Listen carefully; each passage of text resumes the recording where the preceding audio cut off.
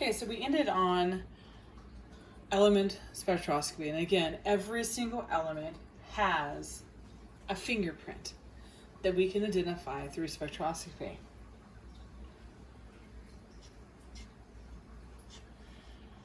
And what this tells us is that our electrons are at certain energy levels. And so what we did was we took this evidence, and now we have another way of organizing the periodic tables called S, P, D, and F orbitals.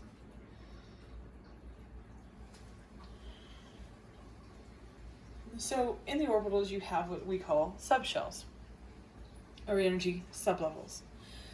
And we designate these levels with letters like S, P, D, and F.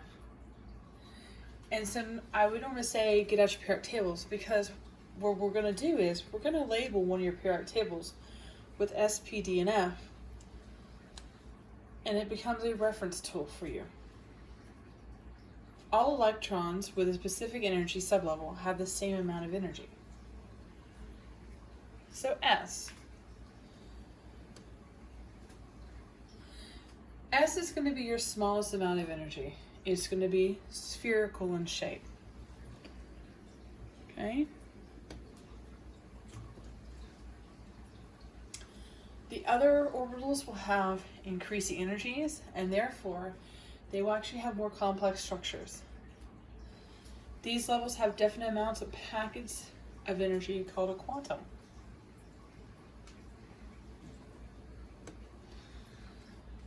Now, before I get into the P, D, and F, I want y'all to take a look at the periodic table.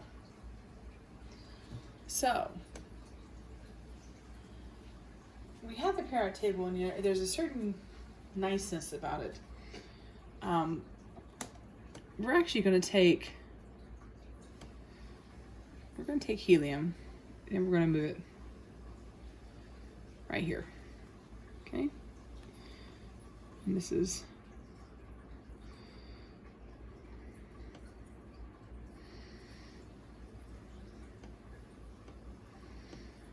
all right. So I moved helium over to where it really belongs when we're talking about orbitals. And if you notice, I have 1, 2. Okay, group 1, group 2. Then we skip over 3, 4, 5, 6, 7, 8. Okay? There's actually a really nice organization here. The first 2 rows are called S orbitals. And so this is S. And it's lowercase s. Then, because remember Polly talked about no more than 2 can fill the shell, right? Well, what you're going to see is everything's divisible by 2. So if I take the next section, I have 1, 2, 3, 4, 5, 6. 6 divided by 2 is 3. So there's 3 levels of energy, sublevels found here. And so everything in this block, I think it's fixing to, there we go. This is P. And we'll talk about what exactly that means. Now, I'm just going to switch over to another color. Then I have this large block, the transition metals. Okay? If I count 1, 2, 3, 4, 5, 6, 7, 8, 9, and 10. 10 blocks. 10 divided by 2 is 5.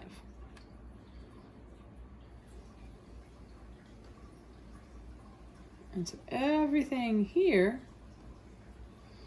we're going to end up calling it a D.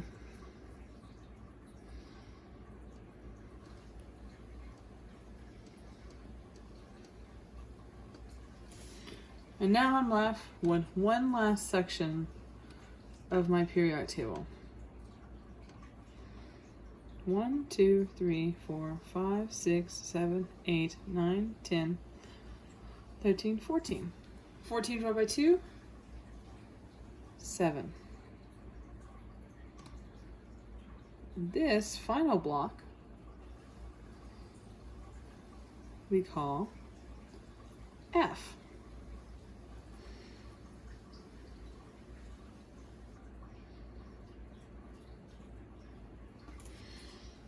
And that is where these blocks are found at on the periodic table.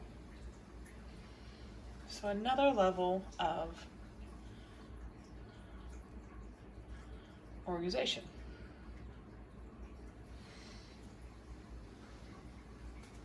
And so I do want you to have a periodic table with this marked up. Okay? Let's go on. The number of electrons in any atom equals the number of protons, as we've learned before. The number of protons is the atomic number. The atomic number determines the element. And it's a great way to classify elements into an orderly arrangement called periodic table.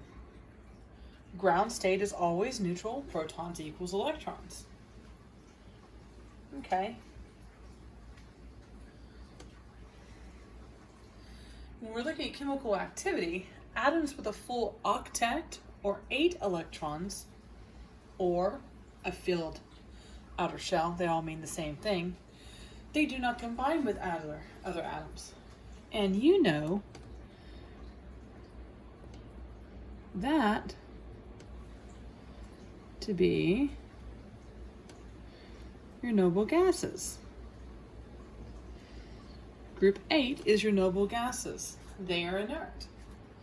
Incomplete filled shells tend to combine with other kinds of atoms whose shells are also not filled, like group 1 will combine with group 7 to make 8. And so they share, gain, or lose electrons in order to get stability. Chemical activity is determined by the outermost electrons, which are called valence electrons. And that is a very important thing, because the electrons on the inside are being shielded. Okay?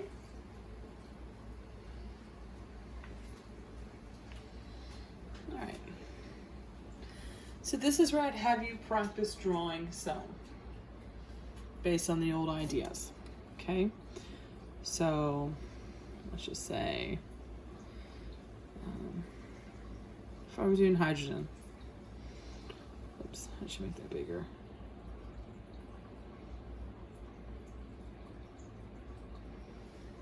Okay. So with hydrogen, I'm going to have a nucleus, and I'm going to have 1 proton. No neutrons, remember? And then what I'm going to do,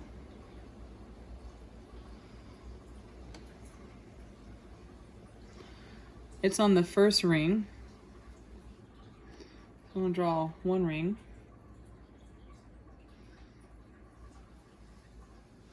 And then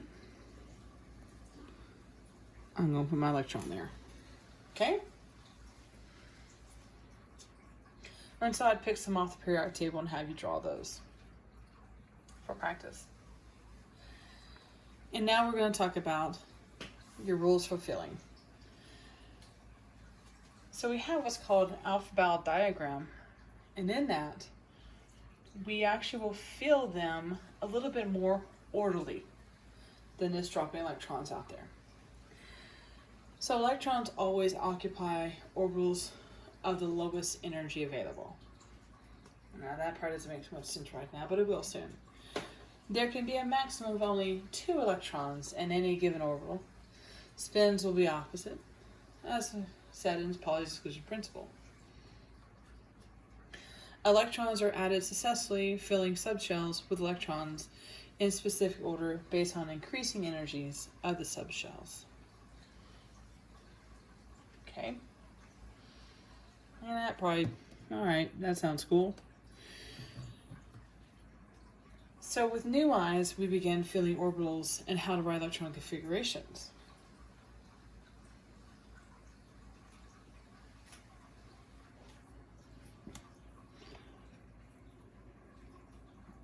So,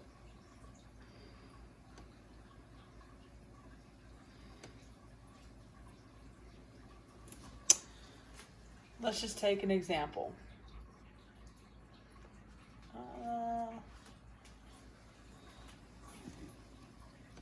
I'm going to do fluorine.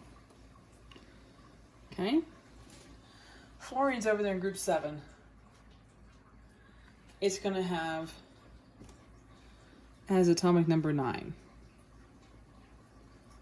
Okay?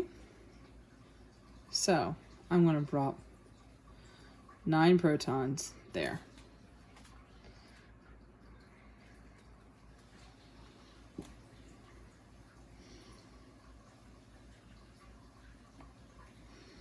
Then, how many neutrons does fluorine have? Remember, you take the atomic mass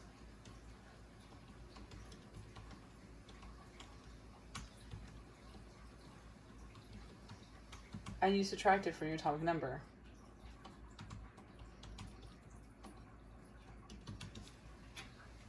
And so, its atomic mass is 19. 19 minus 9 gives me 10 neutrons. Okay? Now, fluorine is on row 2.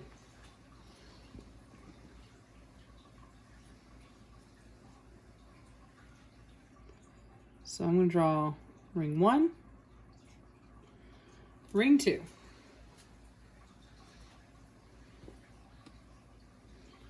Then I'm going to go in here.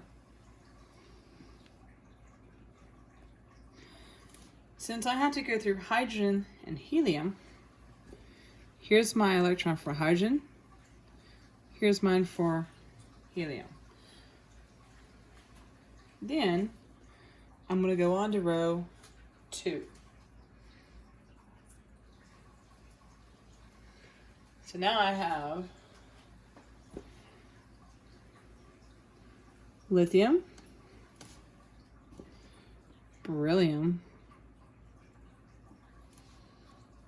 boron,